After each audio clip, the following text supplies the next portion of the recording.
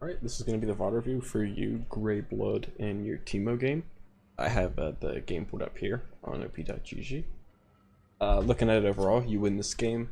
It's a pretty quick and thorough win, actually, partially because of your strong showing. In terms of your runes, I actually really like all of your runes here, with the exception of Eyeball Collection. I think Eyeball Collection is only usually good on a mid laner or a jungler because they have more opportunities to roam the map and get more kills. When you play Teemo, you usually might be stuck top lane for like the first 20 minutes some games, or even longer, because you have to play as a split pusher. So in that regard, I think your ability to stack Eyeball Collection is limited, and you would be much better off taking Cheap Shot or Taste of Blood. If I'm not mistaken, Cheap Shot actually works against with your blind, because blind counts as an impaired action. Oh, and Taste of Blood, in the case of like this Fiora matchup that you get into, it can help you regen on some of those trades. With the AP that you're building, you could be getting up to like an additional 60 to 90 to like 120 HP per minute if you're proccing it off of cooldown during the laning phase, but more like 65 to 90, which is still very good, right? When you only lose a fight or die by 50 HP, you could have probably lived had you had Taste of Blood. The little extra damage you pick up with Eyeball Collection, unless you actually max it out, usually not worth it. Either of these two would be more valuable. I would even say Ghost Portal might be more valuable. But yeah, I agree with taking Gathering Storm over Scorch. You don't need that. Ultimate Hat for your mushrooms. Celerity, obviously, because you're Teemo, you need movement speed. And Airy is also a very obvious one, because you do DOT damage. In terms of your matchup, you're against a Klepto Fiora, so 100% playing aggressively with Ignite is what you should be doing. Because you are not only up a mastery, or not a mastery, but a rune for combat.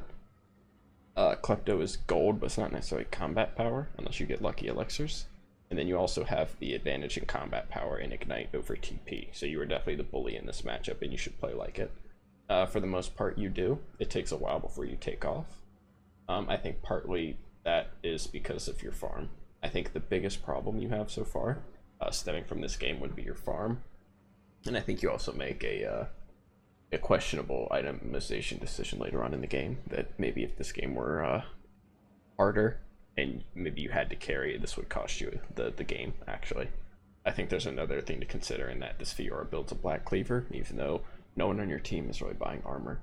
So if this Fiora was a better player, perhaps, and builds Trinity, I think you also would be facing a sterner test. But because your team wins, you generally still win your lane by outfighting her in most scenarios. So for the most part, it just kind of comes out pretty easy for you. But you do earn it. You have a very greedy start, but you make it work, which I love, and kind of just bully her and bully her and bully her. But your farm is definitely an issue. There's actually a point in the replay there I'm going to point out where you are up on kills to her, but down in gold, because of the fact that she has Klepto and her farm is better than yours. But without further ado, we're going to get into the game. 3 minutes and 40 seconds in, not bad. Nice short intro. So you hustle right on up there, wait invisible. I think if you know you're going to be invisible, potentially you go for something a little greedier, right? Like if you get here first, you wait right here instead. That way, once the wave starts, you already can start off with a cheese. I don't know if you've seen the skill capped videos that are popping up on YouTube, the ones that they're releasing every day. Something they stress is that if you can start lane with an advantage, you should do it. I'm basically always trying to cheese somebody.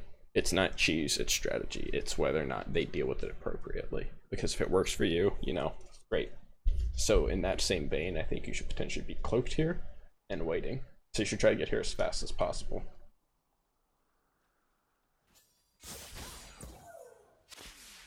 For the most part, you play this laning phase very well. You're already out trading her. You get a very early kill. It's actually coming up right here. Now, it's worth noting, you are already drinking a refillable, which I think is appropriate. I think you should be drinking the other half already, because this is such a dicey situation. A lot of junglers, if they have a good clear and they get up top here quickly, like maybe someone with a faster clear, I don't know, Udyr probably clears a little faster than Sejuani. They can get here basically as soon as 2:30. Usually it's more like, you know, 2:40 to 3 minutes. But if they want to hustle here and get up here really quick, they can be here as soon as 2:30. So with that in mind, I think having this potion in your inventory when in a really high pressure situation where you guys are fighting a lot, you should already be drinking this, I think, because the next trade is coming and the jungler could be here. Yeah, especially because you're playing aggressively.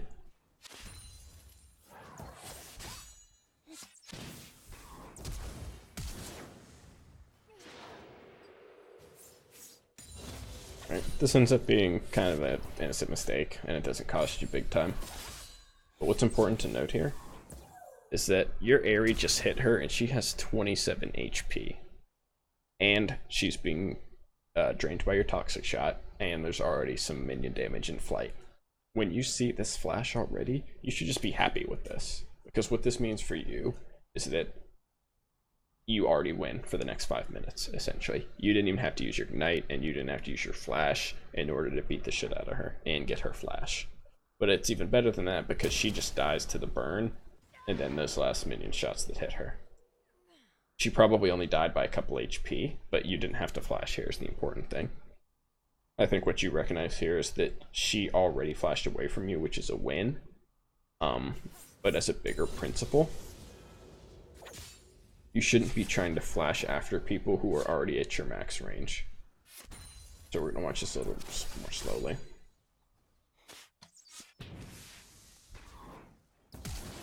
She's already super far away, right? You flash after her, and you actually cancel your auto attack. You only had one chance there to actually finish off that kill, which would be flash igniting or flash autoing. And once you flash cancel your auto, you're not going to catch up to her again, because you run at 340 and she runs at 345, so she's gone now. So when someone is already at max range like that, especially if they are a champion who has a slight movement speed edge on you, do not flash after somebody at max range. Luckily you had this kill already. I think in a lot of other situations you could see where you flash after her and then she lives. You take a nice big trade before you leave, which is perfect. Two things about this. One, you could have killed her there. Two, that was greedy. That was good. It could have been better. Could have killed her. And once again here, this is where you could have used your ignite. So you know that you could live through another auto attack here, even though it's a little sketchy, because her crit did like 99 damage. I think living through another auto attack here would be likely, but it would be 100% if you had drank this potion. Had you died here with this potion in your inventory, that'd be a very silly thing. But you do live here. But this is the thing that separates like good Teemos and great Teemos, in the words of Riot.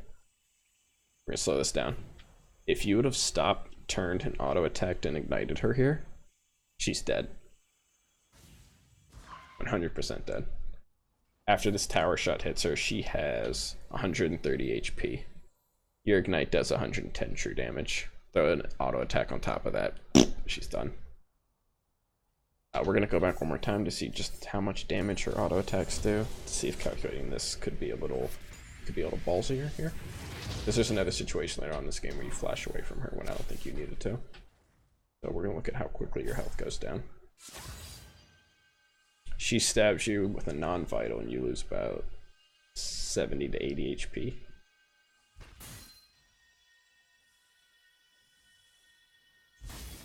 The crit hits you for 99. You would just barely live through another auto attack from her, but unless she hit the vital, then you would 100% be dead.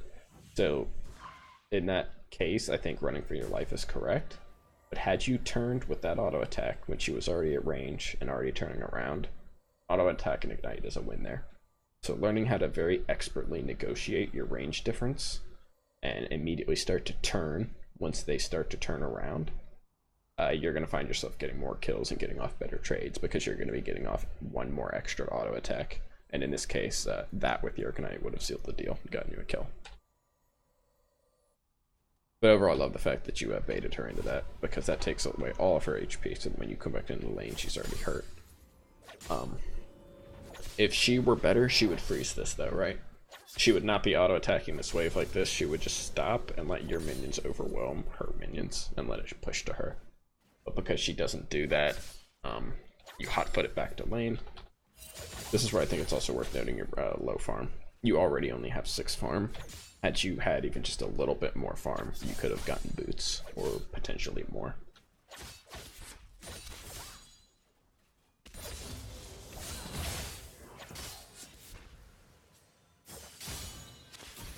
Okay. And if we pause it right here, you were at 183 health, below a third of your total HP, and you've only just taken a sip of your corrupting potion. The moment you start fighting her, the moment you get back to lane and she returns fire, you need to be drinking that corrupting potion immediately. The fact that you take too long to do that, I think is actually what costs you here, because you just barely die, right? I think if you had maybe 40 to 60 more health, maybe enough to 100 more health because you started drinking your corrupting potion sooner, she starts taking more damage sooner because you would have more burn on her, and you would have more health. So you would definitely live here just by drinking corrupting potion sooner. I think there's also one mechanical thing that could have helped you win this fight here. Okay. What you just saw there, you stopping and sitting still there, this is the trick about playing against Fiora that a lot of people seem to forget.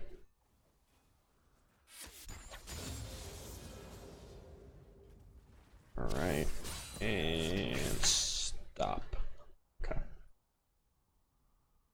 This is her W, her parry, where she goes invulnerable and then strikes back at you. If she hits you with it, it doesn't just slow your movement speed, it slows your attack speed too. So when you are trying to run away there and then it looks like you just sit still and then you start running away again, that's because you tried to turn and auto attack her, but because your attack speed was also slowed, you couldn't get off that auto attack.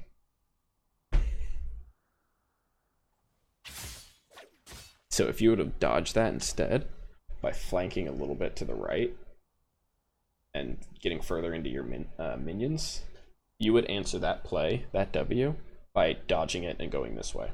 Because by getting closer to your minions, you make it harder for her to continue to fight you, because she's going to take minion damage and it's just better for you that way. Because she does have a level advantage here. That's why she goes in on this. So instead of getting hit by that W and then standing still here, because you can't orb walk on her with a reduced attack speed, you would immediately kite back into your minions and start returning fire again.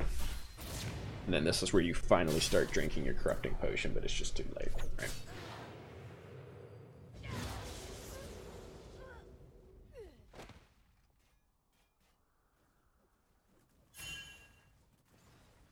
Alright, this is a good situation though. It's bouncing back to you, it's freezing in a perfect situation. You basically end up losing nothing. This is another situation where I think if you had more gold, you could have potentially gotten boots, you could have gotten an amp tome, you could have gotten something a lot better than just a Doran's ring.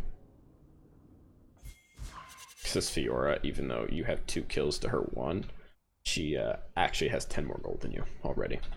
You're going to make up that difference right here with this huge wave that's crashed on your tower, but I still think that's worth pointing out. Because you actually miss all of this CS. You definitely need to work on your CS. Choosing to go for the poke there on Fiora instead of focusing on all this CS under tower, I think is something that you are probably doing consistently, which is why your farm is consistently this low. CSing 3 minion waves is as much as getting a kill, or more in some cases, because sometimes people aren't even worth that much. So this is why you prioritize CS over kills.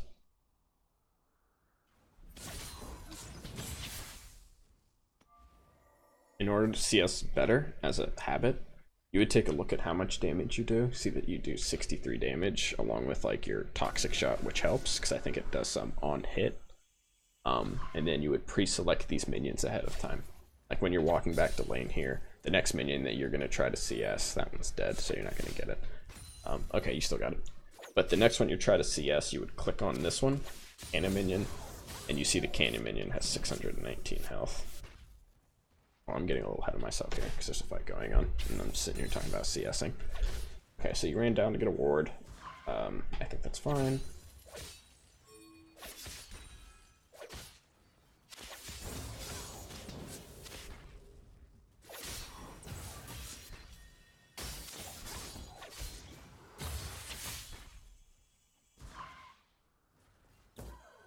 I think this is another case where you back off and don't get a kill.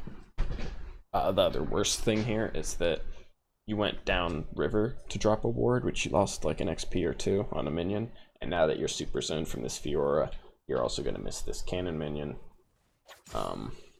So that's some XP down that you shouldn't be missing when you're already like have the lead in the lane. So we're going to watch this one more time.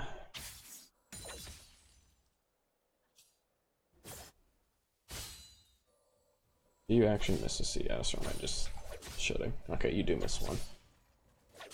It's worth noting though, while you're gone, this Fiora takes the opportunity to get level 5. And then she goes in on you right after she gets level 5. If you were to trade on her before you go and leave lane, while she's still level 4, I think that's a better choice. Because she specifically waits for level 5 to go in on you.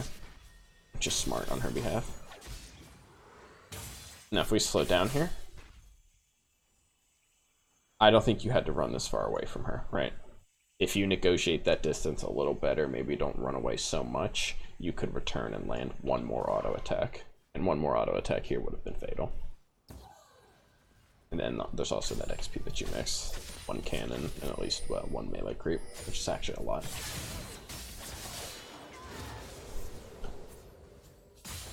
Right. That attack speed slow is fucking you. Yeah. If you dodge that Fiora right post, you basically kill her in every single one of these fights that you're getting into. She very sneakily like throws it and dashes in, which is something that I didn't even know you could do, but that was kind of cool. But it's that attack speed slow that's killing you here, 100%. You're kind of lucking out with her dying to all these minions all the time. It's definitely saving your bacon.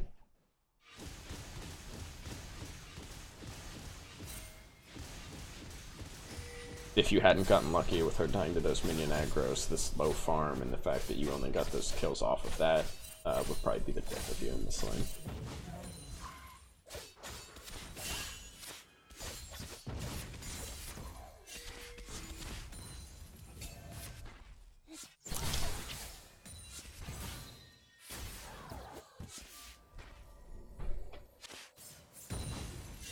Okay. This is actually a really enticing and good bait on your behalf, I mean. You're auto pathing backward, you dodge the W. Right here. Hold on a second. Yeah. The moment you saw her activate her E, we're gonna go back one more time, because it's kinda hard to see it. The moment you see her activate her E, when her sword starts to glow. Right there. And she throws her crit. When you see that she's this close to the wall and that she can't continue to fight you here because you would win with the minions coming up to help and towers right here so she can't chase, when you see her activate her E, you know she's coming in to do more damage. The only purpose of her E is to do damage, so you know that she's going to be walking forward into you, trying to land those 2 auto attacks. So once you see this E and you're this close to the wall, that's when you throw your mushroom behind her. The moment you see the E, you throw the mushroom behind her because she's coming into you. And that split second window where you throw it behind her, that gives it the time you need to set up. Because that mushroom doesn't blow up immediately. Excuse me. So I think instead of throwing it too late, as you do here, when she's already disengaged, you look for the moment she's really like committing to jumping in at you. Specifically when she procs her E. Because that's when she's committing to do damage. She won't be backing up if she uses that.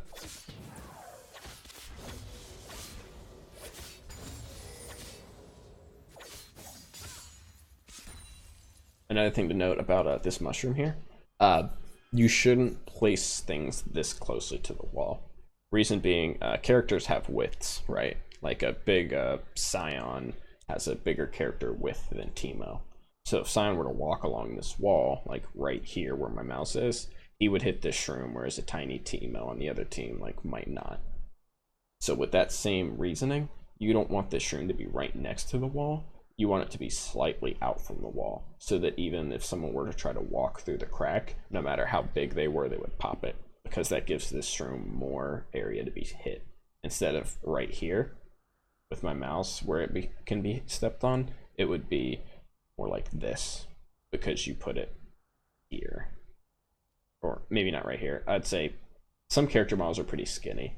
You would probably want the center of the mushroom to be like right here. That way nobody can squeeze through the gap. But when you put it right on top of the wall, you're just giving yourself less space.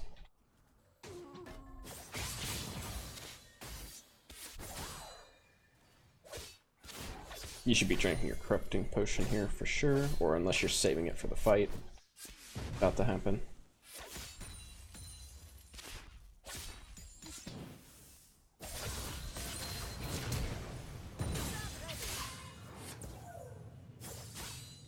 Another situation where she gets away with 1 auto attacks with HP. Okay. This is another case where we're going to actually look at the damage you're taking and judge whether or not flashing was correct. So her slapping you in the back like that with a vital.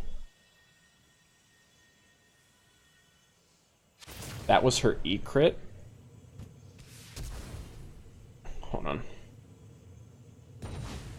She steps on that.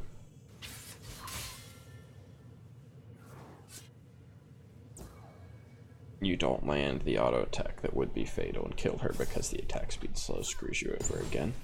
Okay. This is where we need to slow this down one more time.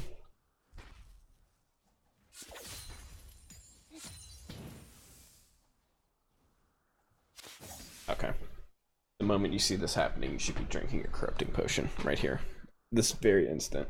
If you could do it as fast as you could inhumanly like react to the fact that she's going in on you, then that's the moment you drink it. But you have 627 HP here.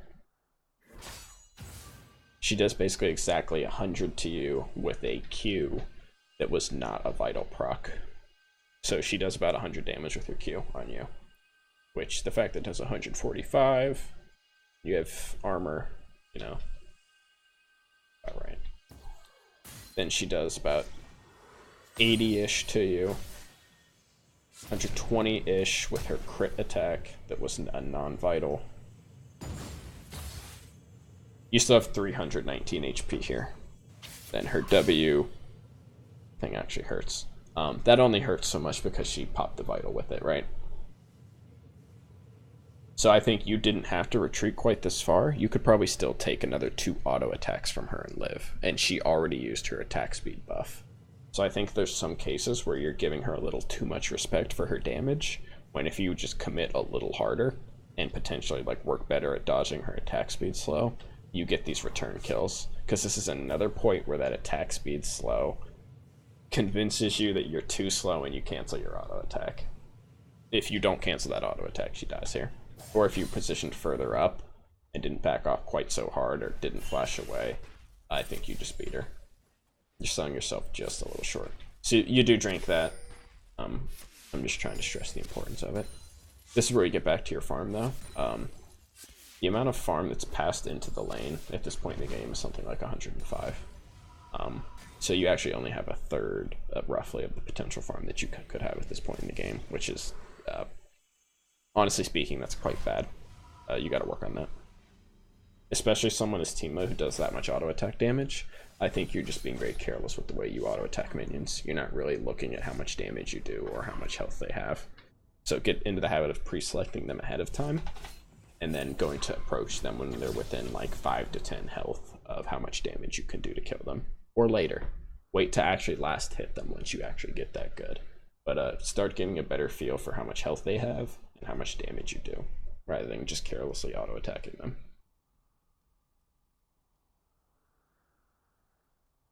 Alright, go.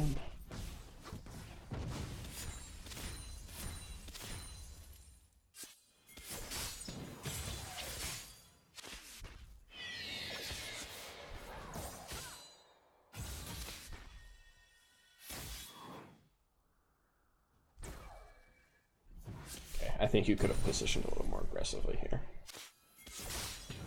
First time she goes in, you back off. Okay, good. Respect given. But you know that her W's down at this point, and this thing has a long cooldown. So what you would do is that means you can take a much more aggressive positioning here. Specifically, anytime you're against Fiora with her ult up, you should try to be hugging a wall. Because as long as you have a wall hugging one of your sides, she won't be able to proc the 4th Vital, which denies her a lot of power. So the fact that you have a minion advantage here, I think you are arguably ahead in damage with your build. It's a close call, but I think it's arguable. The fact that you have all this corrupting potion makes this possible and doable. And it's all the minions, really, that make this doable, because a good blind means you just out-trade her. So I think right here, you hug this wall tighter, and you don't give up this good positioning here. Rather than backing up straight towards the tower, which in theory is a good idea, you should be hugging the wall here, because you have such a dominant position with this many minions that if she continues to take this fight, the minions are all just going to gang up on her. She's probably going to get minion blocked, and then you're going to shroom her, and then she's going to have nowhere to go, and you're just going to kill her. So I think backing up here is giving her a little too much respect, considering that her W was down, which is a big thing that nerfs you because the attack speed's low on it if you don't dodge it. So with that in mind, I think if you hug this wall harder and extend this trade and bait her into extending it, you beat her.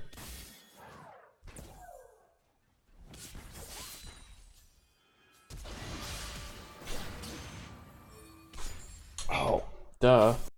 I forgot. That was another reason why I actually marked for you to take a more aggressive positioning here, and that's because your jungler's here. Talk about map awareness, right? I pre-watched these ahead of time. This is why I made this note specifically. Your jungler just took Rift Herald. He's right here. The jungler's bot side right now.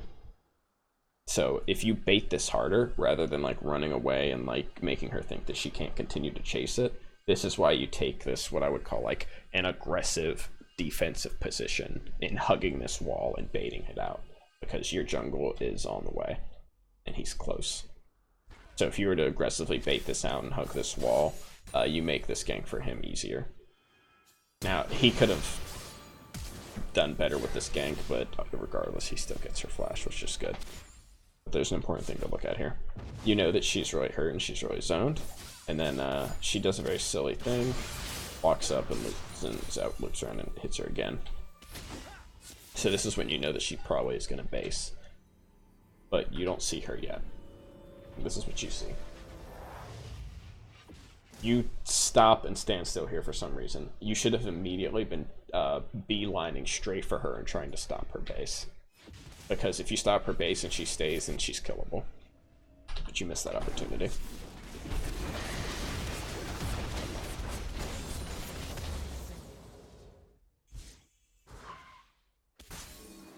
I like this decision here to go get vision and secure mushrooms and de-ward. I love this kind of counterplay on Teemo. You're trying to assert your dominance over not just Fiora, but the entire top side of their jungle. That's what Teemo does best.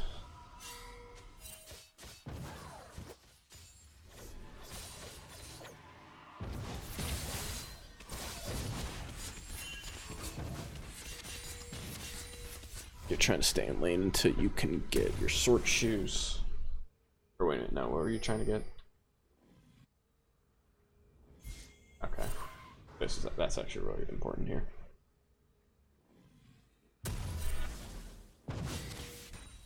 This is another point where like your farm is coming back to bite you, right? If you had slightly better farm, you could back for boots and your haunting guys, or not just haunting guys, but Leandries. So this is where you need to be working on it. It's coming back to bite you in the butt now. This is also where you're level 9, so you should be upgrading into either a red trinket or blue trinket. I have other videos that go into why blue trinket's really good in the top lane. You just use the fact that they're permanent, and you place them in defensive positions and branch out eventually, so that you build like a permanent vision network. But going back here, that trade was not good, right? That hurt really bad. The reason why that hurt really bad, because if you look at the builds right now, you haven't actually completed a single item. You don't have Sork Shoes, you don't have Leandries. She has Hex, T2 boots and a phage. She is in like perfect bruiser form right now in order to fight you. She's got her magic resistance, she's got her extra health, she's got her movement speed, she's got her boots that reduce blind duration. You deciding to trade this very to the face trade with someone who has these kind of stats in their items right now is extremely stupid. I mean, brave of you. It's very brave of you.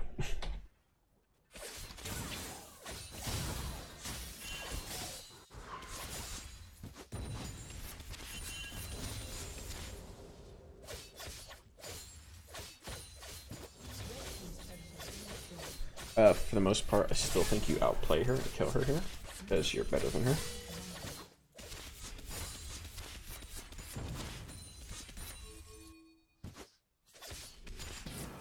But this is where, if we look at the farm right now, and the gold, she has more gold than you, right?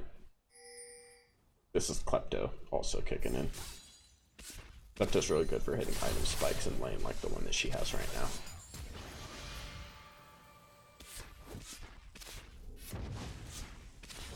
Spins out, gets Fiora's flash again, which gives you a ton of free pressure. I think rather than leaving lane right now, this is places where you're losing farm, right? I think you need to be perma-shoving this first. That way you get the goal that you need to finish your Leandries and finish your Sork shoes and just get home and get back on the map again. Because all this putting around that you're doing is only making that take longer. You finally go back though. I think this Sork shoes and Leandries could have been had about 4 minutes sooner though, if you were farming better. 4 minutes might be a little aggressive, maybe 2 to 3 minutes sooner. 4 minutes sooner would be like almost farm.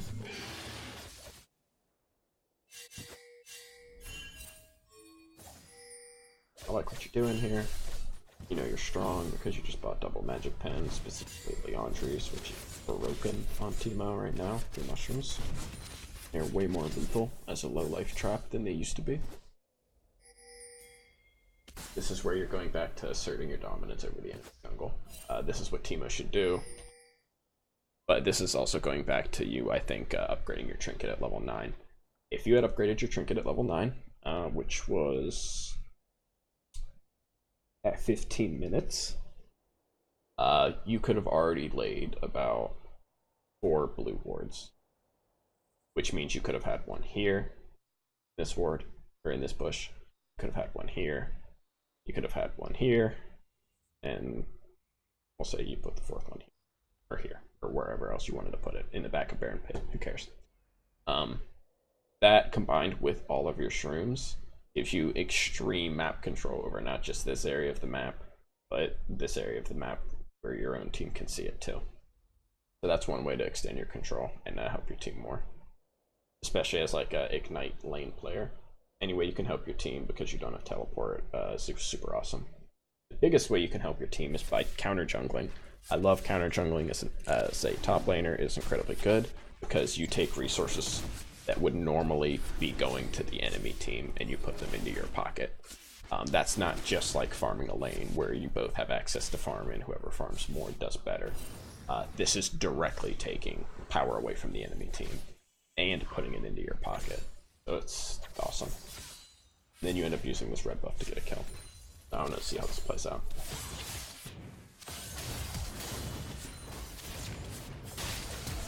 You just stand her down and murder her. Very ballsy. I think if she had a better build or played a little better, she could have killed you here, but she did a pretty good job. You flash early and make her chase you through the shroom field, which I think is critical to your success here.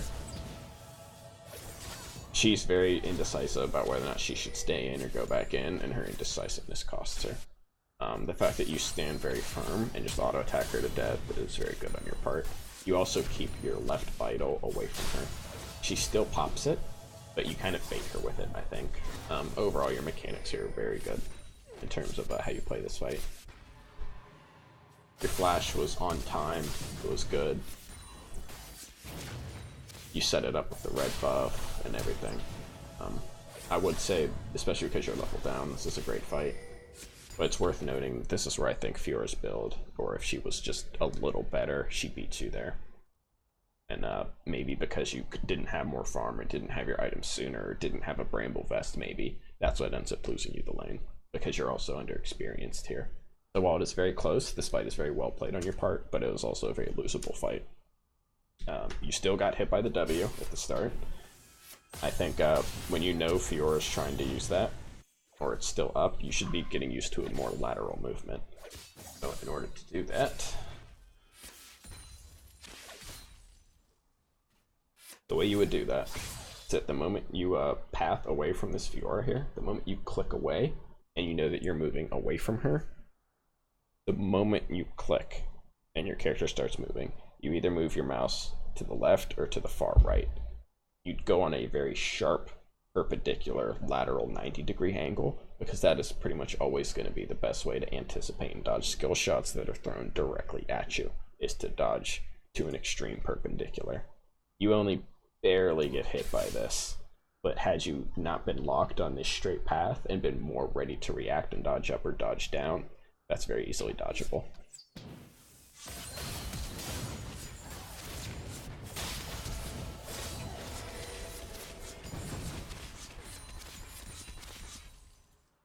I think this is the part where I made fun of her build, because there actually isn't a single piece of armor on your team except for the Knight's Vow and the on the Taric and the Aegis, but he kind of doesn't count because Fiora hasn't really even gone down there yet. He should be itemizing against you.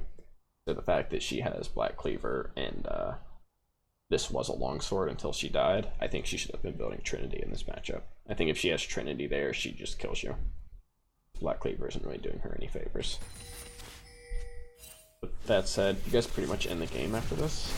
You pick up like 4 more kills. You just continue to lay shrooms, I think. Oh, actually, your buy here is super important.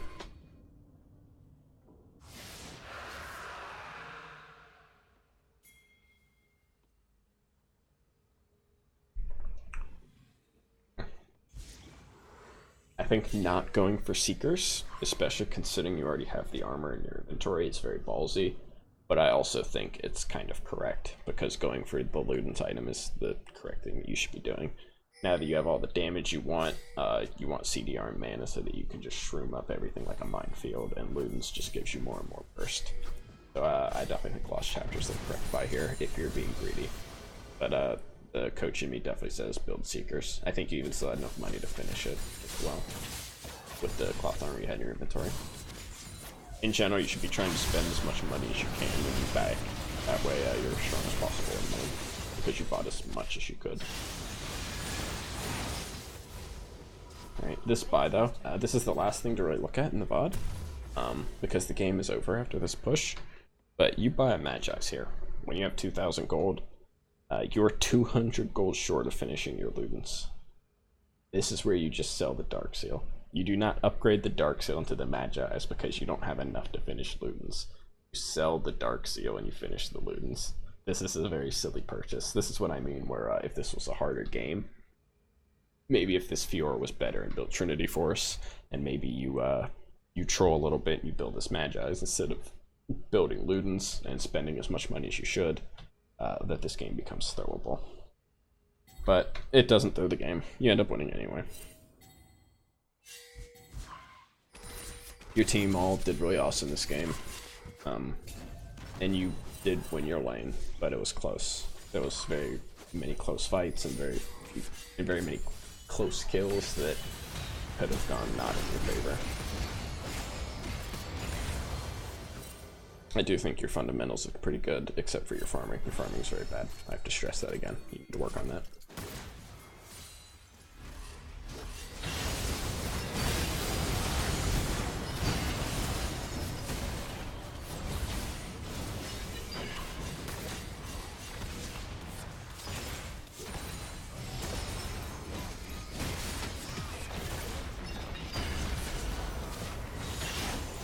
Focusing on squishes, you're not getting distracted by Sishwani and trying to kill her when she's standing at the tower because you know she's a tank. Very smart.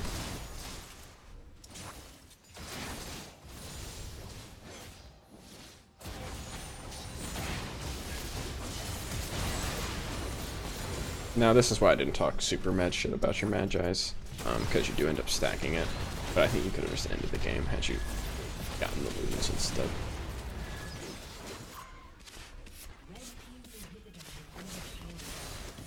The principle is more about leaving base as strong as you can, which is spending as much money as you can. You sell the cloth armor for straight AP. I love it. I think you could have gotten a blue pot here. Yeah, you didn't buy a blue pot, and you could have.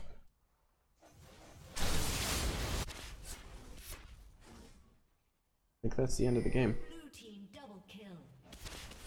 Yep, you know your team doesn't need you, so you just push and do your thing. GG. Overall, you had a favorable matchup. You also had the double advantage of Aerie and Ignite over someone who took Teleport. With all those things considered, I think your lane was actually a little closer than it should have been. I think you need to cut out some of your mistakes where you're getting hit by too many of the Ws. Because I think without the cushion of her dying by 1 and 2 minion auto attacks on 2 different occasions and your bad flashes, I think a better player 100% turns that lane around and beats you up. So practice your farm, clean up your flashes, don't flash after max range people, especially if you're going to cancel your auto attack, and be more patient. Focus more on CS. So with all that said, overall you played a strong game. And good luck in your future solo queue games.